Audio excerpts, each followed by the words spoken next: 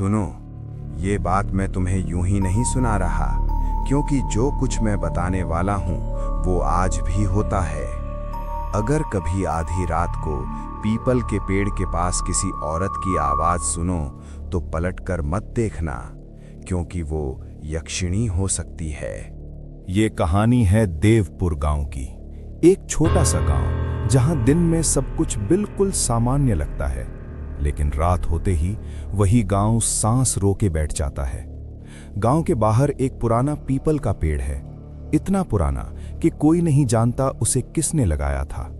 दिन में लोग वहां से गुजर जाते हैं, लेकिन सूरज ढलते ही उस रास्ते पर सन्नाटा उतर आता है, क्योंकि गांव वाले जानते हैं उस पीपल के नीचे यक्षिणी आती है।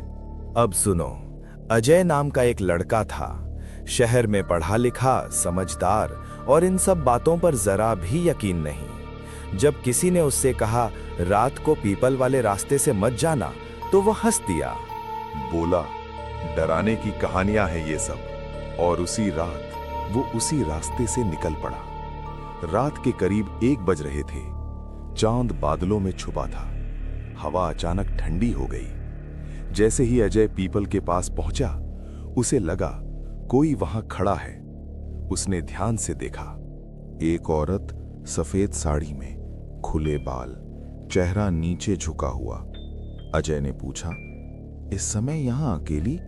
वो औरत धीरे से मुस्कुराई और बहुत मीठी आवाज में बोली, घर तक छोड़ दोगे? अब ध्यान देना, यहीं से सब बदल गया। अजय उसके साथ चल पड़ा, लेकिन कुछ कदम बाद उसे अजीब सा लगा। चलने की आवाज सिर्फ उसके जूतों की थी। उसने नीचे देखा, उस औरत के पैर जमीन को छू ही नहीं रहे थे। अजय का दिल जोर जोर से धड़कने लगा। उसने पीछे मुड़कर देखा और वही पल था जब उसे अपनी सबसे बड़ी गलती समझ आई। वो औरत अब औरत नहीं थी। आंखें लाल, दांत नुकीले और चेहरा जिसे देखकर रूह कांप जाए। उसने भारी आवाज में कहा, मैं यक्षिणी हूं, इस पीपल की आत्मा। हवा तेज हो गई, पेड़ हिलने लगे, चारों तरफ से फुसफुसाहट आने लगी।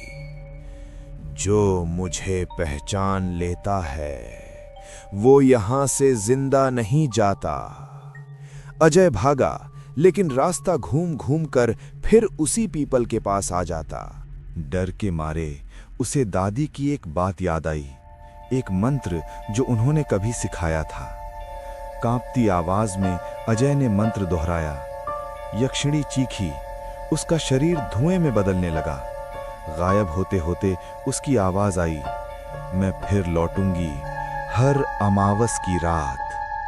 अगली सुबह गांव वालों ने अजय को पीपल के नीचे बेहोश पाया। उसके बाल सफेद हो चुके थे, आंखों में अब भी डर था। उस दिन के बाद अजय ने कभी उस रास्ते की तरफ देखा तक नहीं। और आज भी अगर अमावस की रात देवपुर के उस पीपल के पास से गुजरो तो किसी औरत की मीठी आवाज सुनाई देती है, घर तक छोड़ दोगे?